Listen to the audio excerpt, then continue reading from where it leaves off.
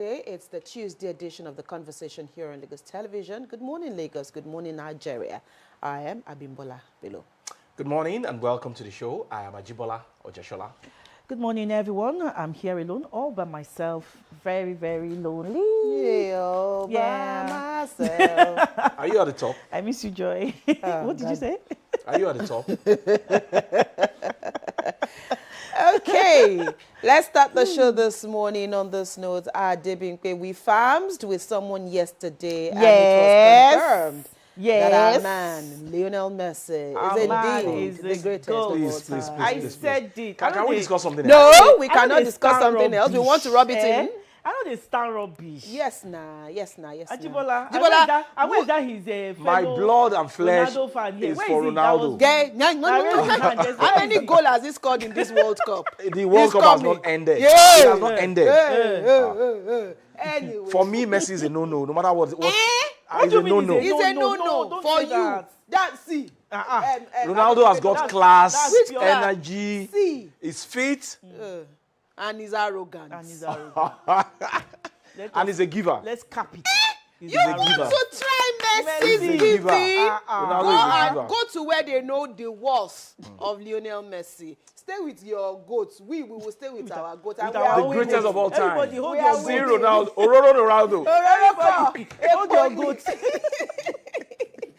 Anyway, we are doing great things. And of course, our name is being etched in history in the ongoing World Cup. Lionel Messi, we remain your fans. We stand by you. We sit down, Galaga. You remain his fan. Yes, not we.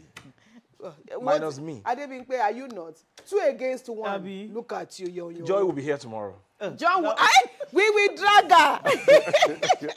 We will drag her. And moreover, our senior producer for today, Adenike, Shebi, you are with us. You know that. In fact, to the rest of this show, don't give him one shot. Because Messi once played for Barca, so Adenuke will have no choice than to root for Messi. We know ourselves. But we shall see. Hopefully, Portugal might win this World Cup. Which World Cup? This current one. Which one? This one. This World Cup? Yes. How? Portugal. They will qualify, and of course, quarterfinals, semifinals, final, and before you know it, Ronaldo will be lifting the trophy. May God keep us it's all good to be hopeful to and witness the also end dream of at the this same World time. Cup. It's good to dream, yeah. Anyways, let's get back to the show this morning. By taking our news points today, Ajibola, let's start with you. Okay, our state police governors demand greater powers.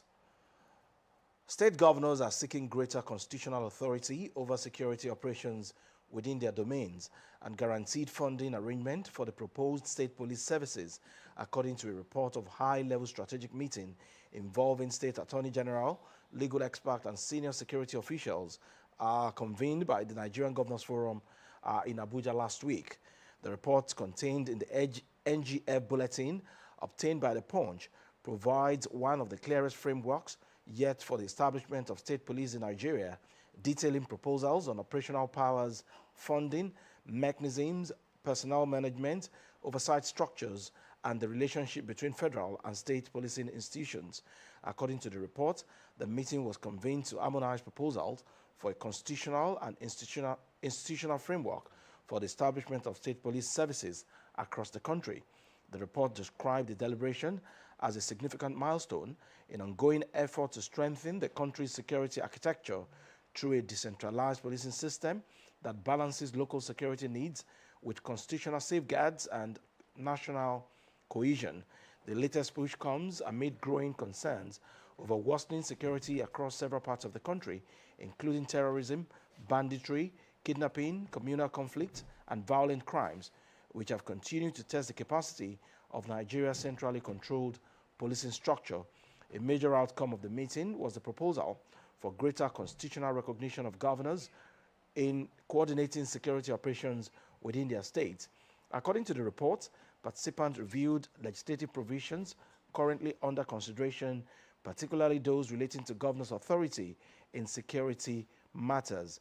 The meeting also reviewed provisions currently under legislative consideration, particularly clauses relating to the authority of governors in directing security operations within their states.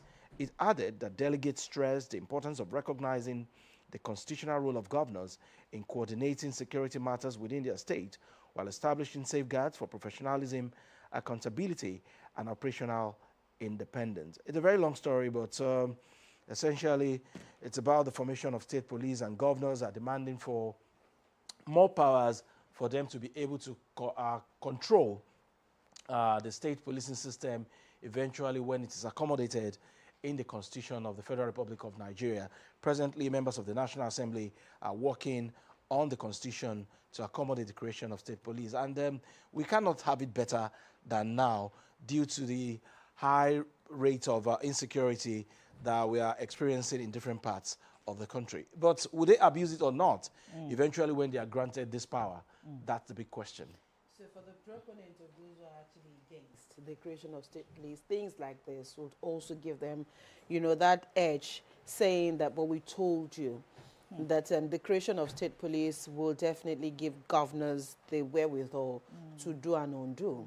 Because for me, it should be more or less like, create the state police first. Let's even see the dynamics of how it will work, rather than asking that you be given more powers. More powers for what? For what? Exactly. More powers for what? I mean, if there are structures in place, all you need to do is follow the structure. And I'm sure that there are a lot of things that already the National Assembly, even the presidency, they've put in place already. Have you studied some of these things? What else do you need more powers for? And, you know, things like this could also stall the takeoff of this thing, because a lot of people are saying the governors may abuse, you know, the creation of state police. And like you rightly said, if it is for insecurity purpose, if it is for ensuring that there is peace and tranquility in your state, what do you need more powers for? All you need to do at the moment is just to ensure that there's a structure in place, the welfare, the well-being of these men and women that will serve in the security outfit, and how they will ensure that your citizens are safe. So more powers for what? And even some of the states are currently, they are barely paying the salaries of their workers. So when you now add... It's more burden. When you now add the creation of state policing system to their financial burden, how would they survive? Then are we not going to have a replica of what we are currently struggling with the federal police, whereby they have to buy uniforms themselves, their boots, their kits? See, because for a state like mine, because we barely generate anything internally. Yeah, there are a lot majorly we depend on what is coming from the federal government. There are a lot of things that I think the states also need to grapple with, and they must ensure that, you know, all of these things are looked properly into before the state police is created. And I know that some states already have a pilot in place, like Lagos, like Oyo. At least a few of the southwest states that are contributing into the Amotekun Corps, they already have some kind of security in place that maybe they could also transit to state police system. But there's a lot of things to look into with this issue. It's overwhelming because of the current situation on ground, but we need to look at the long end of the stick. Long end of the stick. Will it be a burden in the next 5 years? Will it, in 5 years is even too long? Or do we make it regional First. Well, the governors will decide. Governors of those regions will come together, have a pool. This was what they were planning before with the Ibubiagu, with the Amotekun, with some Arewa something in the north. But I think the governors also have the final say when it comes to how they want these things to be done. And I guess that everybody will want to have control and powers in their respective states, as against being regional. If it is regional, who's going to control? The state with the higher funds. Thank you. It's actually a long one. That Lagos is oppressing. Let's take the next story this morning. FG orders clamp down on marketers hoarding, diverting LPG. The federal government has ordered a clamp down on marketers engaged in hoarding or diversion of liquefied petrol gas LPG, also known as cooking gas, following the recent surge in the price. The government directed the Nigerian Midstream and Downstream Petroleum Regulatory Authority and other regulators to intensify market and hoarding and diversion, and sanction operators found manipulating the markets. Minister of State for Petroleum Resources, Gas, Iperikwe Ekpo, gave the directive at an emergency stakeholder engagement on rising LPG prices following deliberations with regulators, producers, marketers, and other industry players. The authority identified several factors responsible for the current rise in LPG prices, including global supply disruptions and market and price volatility arising from the Israel-Iran conflict. It also links the situation to shortfalls in domestic supply created by incomplete domestication of local LPG production, low import volumes, non-cost reflective pricing by some wholesalers and retailers, inadequate distribution infrastructure, and logistics challenges. Ekwerikpo therefore charged the NMDPRA to work with the Nigerian Liquefied Natural Gas (NLG), local LPG plants and major producers to increase domestic availability. He urged them to improve market coordination and eliminate distribution bottlenecks to check rising cooking gas price. That's the thrust of the story this morning. And you know, we've said it many times that it's appalling that in a country where we're actually flaring gas, where we're actually wasting gas, we're still buying gas at such exorbitant prices. But again, time and time, we always talk about how inhumane we can also be to ourselves. Yeah, and that is what is playing out here. And what exactly do we even enjoy as an oil-producing nation, as an LPG-producing nation? We are even paying more than those countries who are not blessed with these natural resources. Then, that's on the part of the government. But on the part of the marketers themselves, why are you hoarding? You shall want to gain so by that force. they can sell higher prices. Because at the end of the day, the consumers will still have to pay. Because do we want to go back to cooking with firewood? When last did you buy? I bought gas just before I traveled, so and I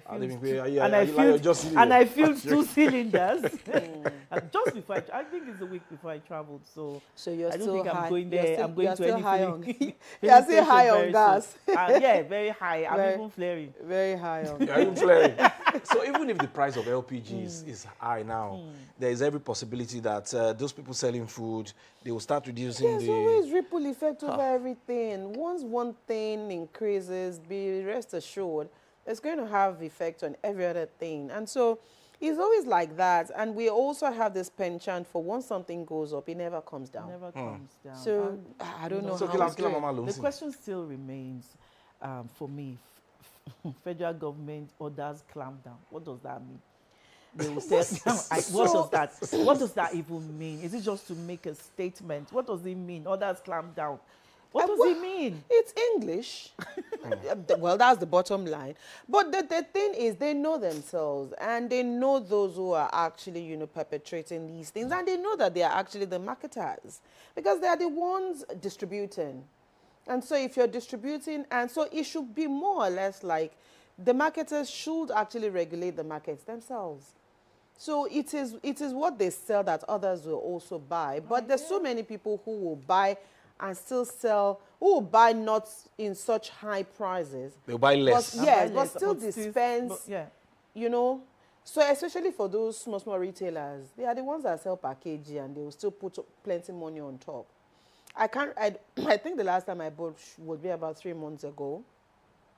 So I'm already dreading, but hopefully maybe by the time we buy again, it would have come down. What size is your? It's 50 Which month was that?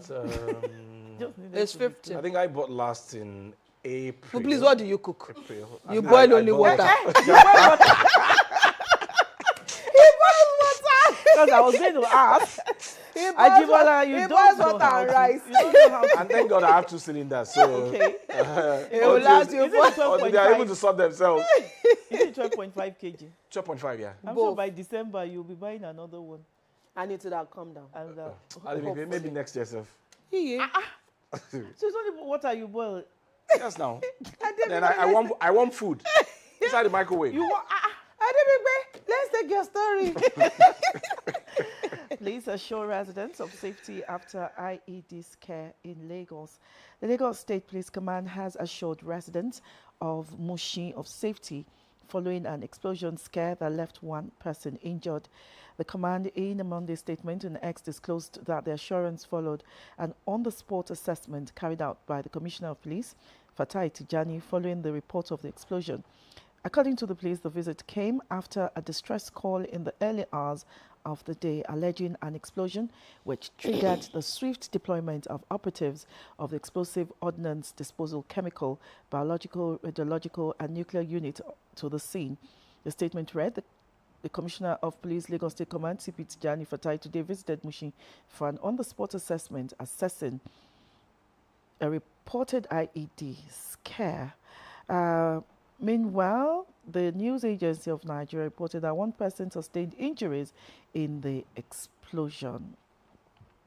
Tijani also said that the device was placed beneath the passenger side of the vehicle and detonated when the engine was started. When I saw the story last night, I was like, okay, this thing couldn't have been done in broad daylight. Even it could have been done outdoors. You know, someone will have to go under the car to place it. Depending on what time it was placed, for it to have detonated that early. For it to have, he said the guy went into the car to start the car. That was when it exploded. Sometimes when things like this happen, you could, especially if you're not that savvy, you could actually think that maybe it's the owner of the car. Like maybe he wants to change a tire, or maybe he wants to pick something under the car. Or he's mechanic. Or a mechanic. He's doing something under the car. So again, these things are very, very dicey when it comes to, me, I always say it, the art of men. When I say men, not, literally. Not the gender. Yes, is evil. And anybody planning evil will not do it in the light of day. Because you can be caught. So, and again, because of how these things can be done, so there's a way these things are done that it could have been so planned that it is only when the ignition comes up that it detonates. Spark, yeah. So if it didn't matter what time that guy could have gone. So there's so many things that could have been here. It could have been targeted at the guy. It could have been, it could have been anything. But it just means that we all just need to be more security conscious. Yeah. We just need to, just when I'm driving, sometimes if I turn into my clothes, I'm constantly just looking at my mirror. If I see somebody trailing you, I will not enter. I will first go and do ton, just to be sure. Because sometimes you just can't be careful enough. You don't know who's trailing you. You don't know who's following you. You don't know who you are vexed. That there's so many things going on at the moment that you just need to. Please, if I vex you, forgive me, please, please.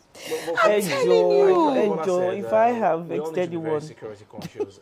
It is very, very important. And like Joshua will say, when you see something, say something and do something. Yeah. Imagine if nothing was done yesterday. What could have happened? I don't know. All right, time is fast spent. Let's quickly go to the hashtag this morning. Omoyele Sowore is trending on the X platform since yesterday. Of course, he got a court judgment yesterday, and it's mixed feelings. While some say that, are we still being selective with our judgment? Others said, well, let him stay there. What says down? For me, my own pick out of this particular incident of yesterday was the mannerism and the attitude of the DSS officials who were in court. I didn't like the way it was handled. I know Sowore can be... It can be difficult. It can be difficult. Right. Yeah. It can be difficult. It can provoke. Yeah. So to say. Sometimes it is always a pound of flesh. When you are within where you can be protected with these guys. I can also imagine what he would have done to those people. Yes. Behind when nobody was watching. And he loves playing to the cameras. He can be pokey, and yes, he loves the cameras as well. This is just go on. Yeah, go ahead. This is just a lesson to everybody. Just mind what you say. Mind what you say. The fact that you have your phone and you're in your bedroom, you think you can just say anything or type anything and, put it out there. They will catch you. They will And it catch is you if they want to when- catch you. It is where your own, how do they say it? It is Your where rights. your own right starts as someone else's right stops, or where your own Don't stops stop as someone else's right starts. starts. And yes, even though there is freedom of speech as guaranteed by the Constitution of the Federal Republic of Nigeria, we've heard many times, it freedom is of- not absolutely free. Freedom of speech. Yes, freedom of rights, freedom of speech. It You know, is there are not limitations to absolutely everything. free. So when you are doing your balabulu, just know that, you know, these things are also within the confines of the the law.